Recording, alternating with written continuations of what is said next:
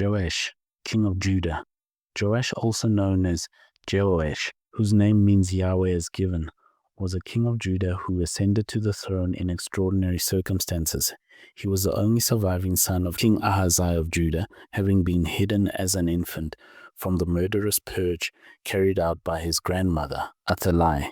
Athaliah, the daughter of Ahab and Jezebel, seized the throne of Judah after her son Ahaziah's death, attempting to eradicate the royal line of David.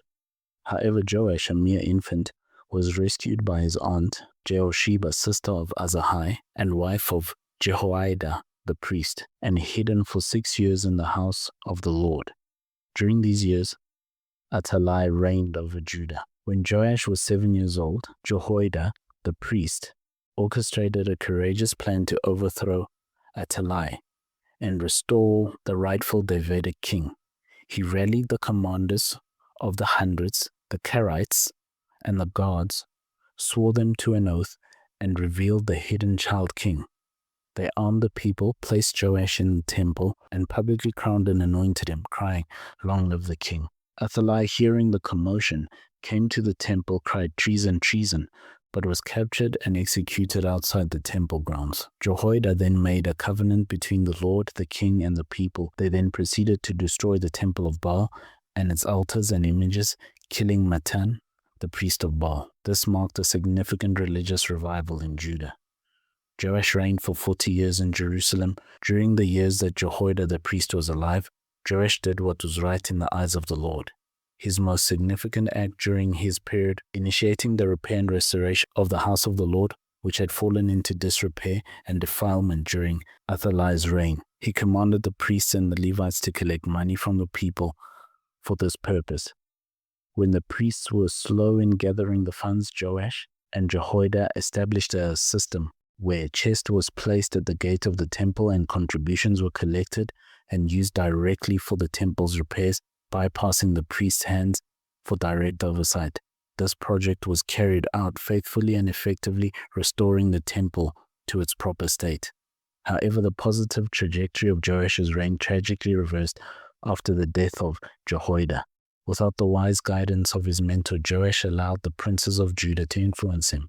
They abandoned the house of the Lord and began to serve Ashrim and idols. When Zechariah, Jehoiada's son, and now the high priest, rebuked the people and the king for their apostasy, warning them that they had forsaken the Lord and would be forsaken by him, Joash commanded that Zechariah be stoned to death in the court of the house of the Lord.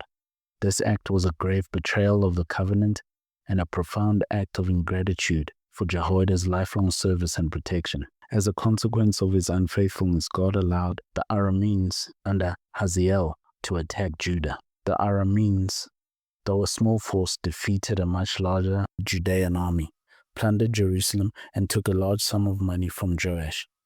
Joash, weakened and suffering from severe illness, was eventually conspired against by his own servants for having shed the blood of the son of Jehoiada. They murdered him in his bed, and he was buried in the city of David, but not in the royal tombs of the kings. Joash's life is an example of a king whose early righteousness was contingent on the influence of a godly mentor, and whose later apostasy led to his downfall and tragic end. Subscribe to the channel or St. Nicholas will slap you when you get to heaven. Become a member of the channel and get exclusive members-only content, courses, articles, audio, and much more, all in one place. We add new materials every single month, and we'd love to have you. Check out the links in the description or in the links for the channel. Let's look at the themes from Joash's story.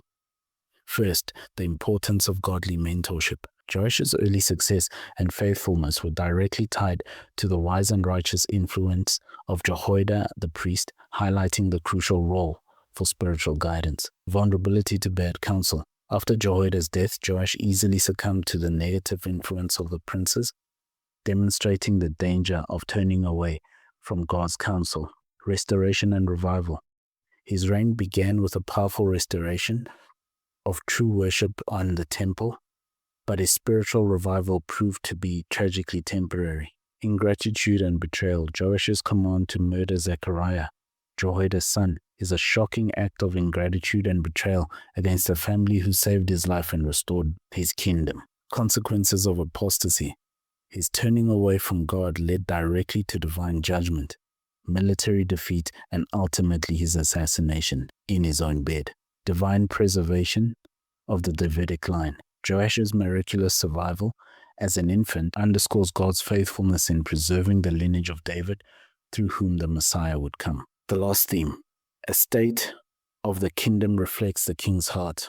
The prosperity and spiritual health of Judah during his reign directly mirrored his obedience or disobedience to God. Let's look at the key points from the life of Joash. Son of King Ahaziah of Judah, rescued as an infant from Athaliah's Purge, hidden for 6 years in the temple, crowned king at 7 years old. Athaliah Overthrown and Executed, reigned for 40 years in Jerusalem, did right in the eyes of the Lord while Jehoiada lived, initiated repair of the temple, established a system for temple funds collection. The temple restoration was completed successfully, turned to idolatry after Jehoiada's death, rejected prophetic warnings, commanded the stoning of Zechariah's dying words, "May the Lord look on it and avenge." Judah attacked by the Arameans, defeated by a small Aramean army, stripped the temple of valuables to pay off Hazael, suffered from severe illness, assassinated by his servants, not buried in the royal tombs, a mark of disgrace, which he was. Joash, a disgrace.